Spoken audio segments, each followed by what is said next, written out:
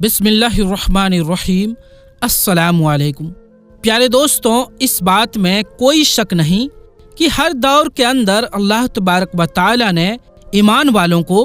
किसी न किसी फितने या आजमाइश में डालकर उनको आजमाया है और हर उम्मत में ईमान वालों का इम्तिहान लिया गया ताकि इस बात का बखूबी अंदाज़ा लगाया जा सके कि कौन दीन के साथ पक्का है और कौन मुनाफिक।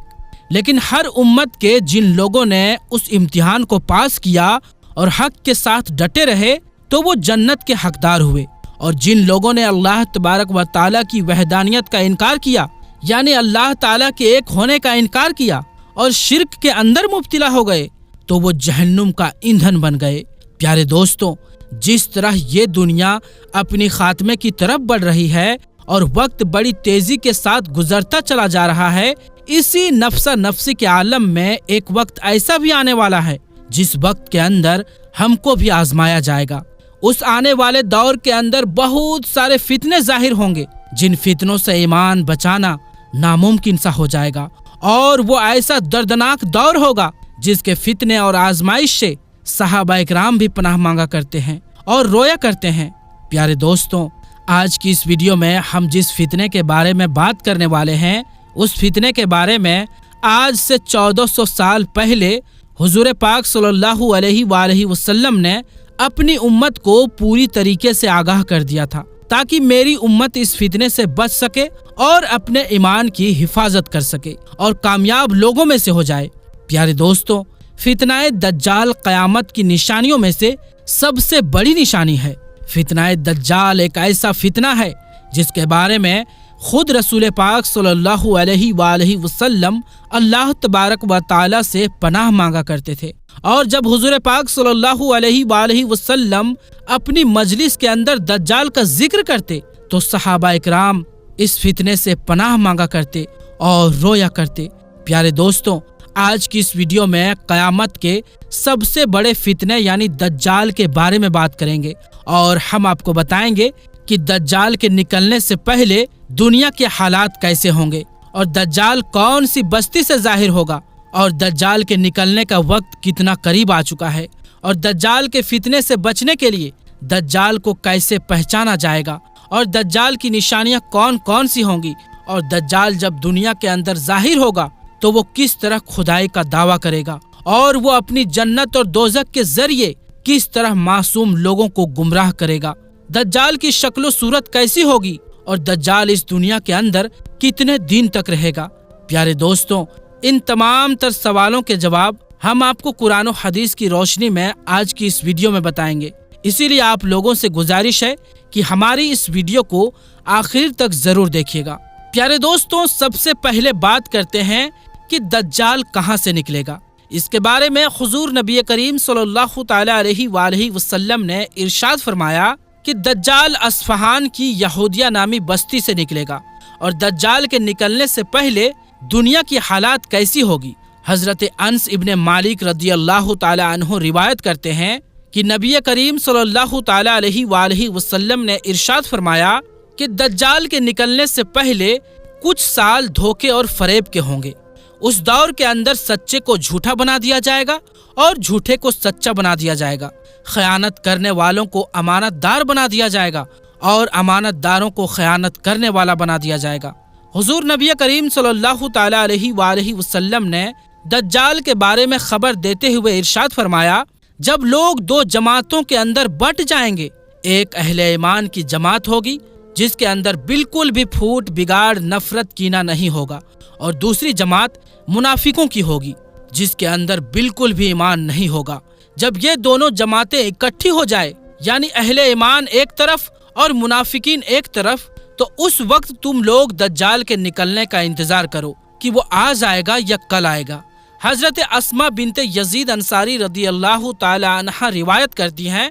कि रसूलुल्लाह सल्लल्लाहु ताला अलैहि वसल्लम मेरे घर में तशरीफ फरमा थे और आप सल्लल्लाहु ताला अलैहि वसल्लम ने दज्जाल का बयान फरमाया तो हुजूर पाक सल्लल्लाहु ताला अलैहि वसल्लम ने इरशाद फरमाया कि दज्जाल के निकलने से पहले 3 साल ऐसे होंगे कि पहले साल में आसमान 1/3 बारिश रोक लेगा और जमीन 1/3 पैदावार रोक लेगी اور دوسرا سال ایسا ہوگا کہ آسمان 2/3 بارش روک لے گا اور زمین 2/3 پیداوار روک لے گی، اور تیسرا سال ایسا ہوگا کہ آسمان مکمل طور پر بارش روک لے گا اور زمین مکمل طور پر پیداوار روک لے گی، اور قحط سالی یعنی اکال پڑنے کی وجہ سے ہر طرح کے جانور اور مویشی مر جائیں گے۔ پیارے دوستوں، حضرت انس رضی اللہ تعالی عنہ بیان فرماتے ہیں کہ نبی کریم صلی اللہ تعالی علیہ وآلہ وسلم نے ارشاد فرمایا، اس روئے زمین پر کوئی نبی ایسا نہیں بھیجا گیا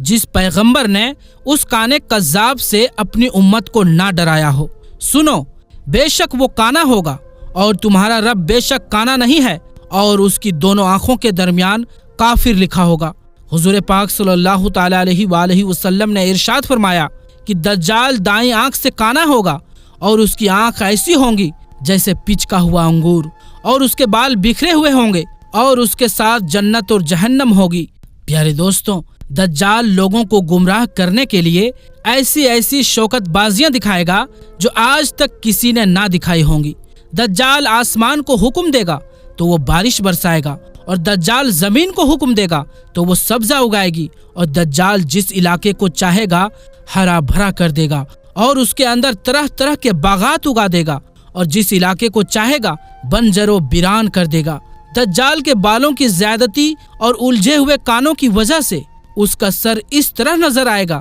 جیسے درخت کے شاخیں ہوں۔ پیارے دوستو، رسول اللہ صلی اللہ علیہ وآلہ وسلم نے دجال کی پہچان کے بارے میں ارشاد فرمایا کہ اس کی دونوں آنکھوں کے درمیان کافر لکھا ہوگا، اور ہر مومن چاہے وہ پڑھا لکھا ہوگا یا ان پڑھ ہوگا اس کو پہچان لے گا، اور اس دور کے اندر منافق ہرگز دجال کو پہچان نہ سکے گا۔ رسول اللہ صلی اللہ علیہ وآلہ وسلم نے ارشاد فرمایا، دجال کے ساتھ 2 فرشتے ہوں گے جو اس کے ساتھ 2 نبیوں کی صورت میں ہوں گے، اور رسول اللہ صلی اللہ علیہ وآلہ وسلم نے ارشاد فرمایا، اگر میں چاہوں تو ان دونوں نبیوں کے نام اور ان کے والدین کے نام بھی بتا سکتا ہوں۔ ان میں سے ایک دجال کی دائیں طرف ہوگا اور ایک دجال کی بائیں طرف ہوگا، اور یہ اللہ تبارک و تعالیٰ کی طرف سے ایک آزمائش ہوگی۔ دجال خدائی کا دعویٰ کرے گا اور وہ کہے گا کہ کیا میں تمہارا رب نہیں ہوں؟ کیا میں مردوں کو زندہ نہیں کر سکتا؟ اور کیا میں موت نہیں دے سکتا؟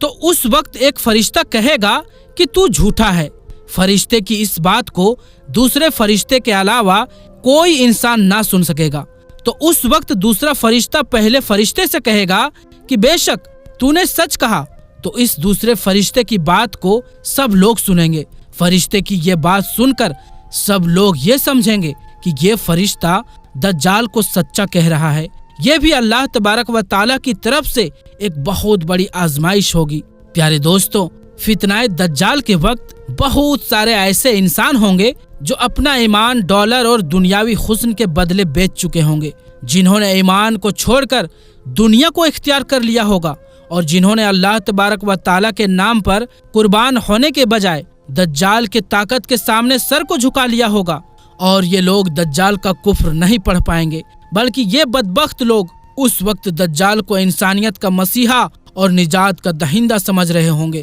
یعنی چھٹکارا دلانے والا سمجھ رہے ہوں گے، اور اس کے لیے ثبوت ڈھونڈے جا رہے ہوں گے۔ اور وہ دور اتنا خطرناک دور ہوگا کہ اس وقت دجال کے خلاف لڑنے والوں کو گمراہ قرار دے دیا جائے گا۔ ان سب باتوں کے باوجود دجال کو ماننے والے اپنے آپ کو مسلمان کہہ رہے ہوں گے، حالانکہ ایمان سے ان کا کوئی تعلق نہ ہوگا۔ یہ سب کچھ اسی لیے ہوگا کہ ان کی بدعمالیوں اور شکافت قلبی کی وجہ سے ان کی ایمانی بصیرت ختم ہو چکی ہوگی۔ اس طرح یہ بدبخت لوگ دجال کے فتنے کے اندر مبتلا ہو کر اپنی زندگی کو تباہ و برباد کر لیں گے، اور قیامت کے دن جہنم کے مستحق قرار پائیں گے۔ پیارے دوستو، دجال کا دور کتنا خطرناک ہوگا اور دجال کا فتنہ کتنا وسیع ہوگا، اس کا اندازہ حضور اکرم صلی اللہ علیہ وآلہ وسلم کی اس فرمان سے لگائیے کہ حضور پاک صلی اللہ علیہ وآلہ وسلم نے صحابہ اکرام کی جس مجلس میں بھی دجال کا ذکر فرماتے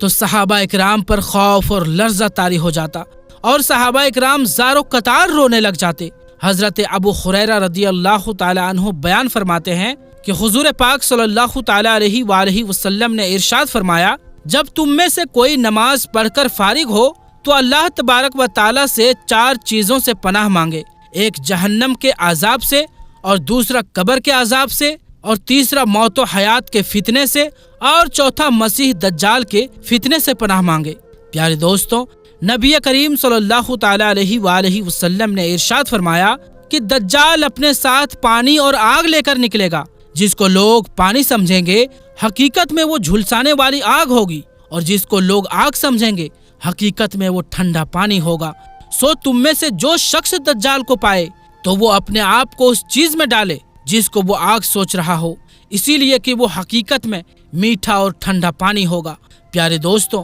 دجال کا فتنہ اتنا خوفناک ہوگا کہ دجال کے ساتھ روٹیوں اور گوشت کے پہاڑ ہوں گے۔ اس وقت جو شخص دجال کے سامنے جھک جائے گا اس کے لیے دولت اور کھانے کی چیزوں کے انبار ہوں گے، اور اس وقت جو دجال کے فتنے کو قبول نہیں کرے گا اس وقت اس پر ہر قسم کی پابندی لگا کر اس پر آگ برسا دی جائے گی۔ حضور پاک صلی اللہ علیہ وآلہ وسلم نے ارشاد فرمایا کہ دجال عراق اور شام کے درمیانی راستے سے آئے گا، وہ دائیں بائیں فساد پھیلائے گا۔ اے اللہ کے بندوں، اس وقت ثابت قدم رہنا۔ تو اس وقت صحابہ اکرام نے رسول اللہ صلی اللہ علیہ وآلہ وسلم سے پوچھا کہ دجال دنیا میں کتنے دن رہے گا؟ تو حضور پاک صلی اللہ علیہ وآلہ وسلم نے ارشاد فرمایا کہ دجال دنیا میں 40 دن رہے گا۔ اس کا پہلا دن 1 سال کے برابر ہوگا، اور دوسرا دن 1 مہینے کے برابر ہوگا، اور اس کا تیسرا دن 1 ہفتے کے برابر ہوگا، اور باقی تمام دن عام دنوں کے جیسا ہوگا۔ پیارے دوستوں، دجال کے پاس اتنی طاقت ہوگی کہ وہ اس تیز رفتاری کے ساتھ سفر کیا کرے گا جس طرح ہوا بادلوں کو اڑا کر لے جاتی ہے۔ چنانچہ اسی دوران دجال ایک قوم کے پاس آئے گا اور اپنے آپ کو خدا ماننے کی دعوت دے گا، تو وہ لوگ اس پر ایمان لے آئیں گے اور اس کی بات مان لیں گے۔ لہٰذا دجال ان سے خوش ہو کر آسمان کو حکم دے گا، جس کے نتیجے میں آسمان سے بارش ہوگی، اور زمین کو حکم دے گا تو وہ پیداوار اگائے گی۔ تو جب اس قوم کے مویشی شام کو واپس آئیں گے تو وہ اس حال میں ہوں گے کہ ان کے پیٹ بھرے ہوں گے اور ان کی کوہانیں اوپر اٹھی ہوں گی، ان مویشیوں کے پیر پھیلے ہوئے ہوں گے۔ اس کے بعد دجال ایک دوسری قوم کی طرف جائے گا اور ان کو بھی اسی طرح اپنے خدا ہونے کی دعوت دے گا، لیکن وہ لوگ اس کو خدا ماننے سے انکار کر دیں گے اور اس کی بات کو قبول نہ کریں گے، جس کے نتیجے میں دجال ان سے ناراض ہو کر واپس چلا جائے گا، جس کے بعد وہ لوگ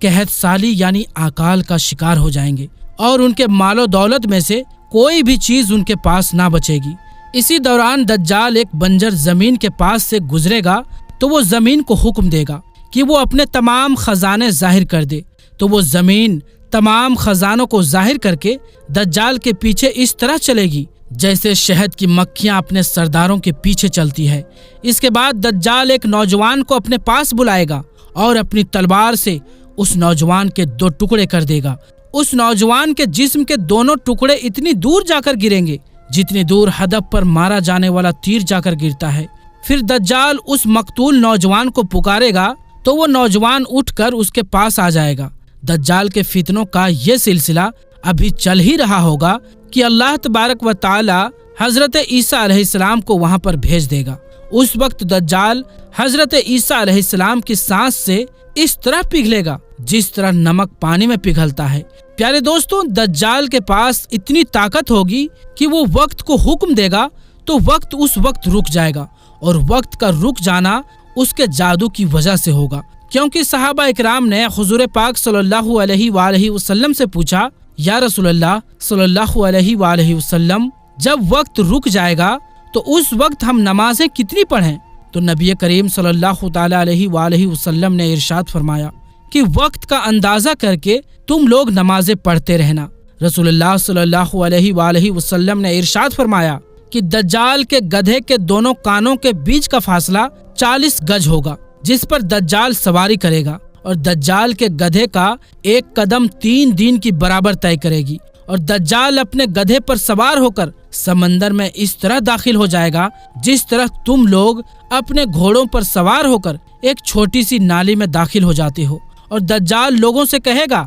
کہ میں تمام جہانوں کا رب ہوں اور یہ سورج میرے حکم سے چلتا ہے، تو کیا تم چاہتے ہو کہ میں سورج کو روک دوں؟ چنانچہ اس وقت دجال سورج کو حکم دے گا تو سورج وہیں پر رک جائے گا، یہاں تک کہ وہ ایک دن، ہفتے اور مہینے کے برابر ہو جائے گا۔ اس کے بعد دجال لوگوں سے کہے گا کہ کیا تم چاہتے ہو کہ میں اس کو دوبارہ چلا دوں؟ تو لوگ کہیں گے کہ ہاں۔ چنانچہ وہ سورج کو حکم دے گا تو وہ اتنا تیز چلے گا کہ ایک دن 1 گھنٹے کے برابر ہو جائے گا۔ پیارے دوستوں، دجال مردوں کو زندہ کرے گا۔ دجال کا فتنہ اتنا بڑا ہوگا کہ وہ جس کو چاہے گا اس کو مار دے گا اور جس کو چاہے گا اس کو زندہ کر دے گا۔ تو اس وقت لوگ اس کے اس فتنے کے اندر مبتلا ہو کر اس کو خدا مان لیں گے اور اللہ تبارک و تعالیٰ کی وحدانیت کا انکار کر دیں گے، اور اس طرح وہ بدبخت لوگ شرک کے اندر مبتلا ہو کر کافر ہو جائیں گے۔ حضرت عبداللہ رضی اللہ تعالیٰ عنہ بیان فرماتے ہیں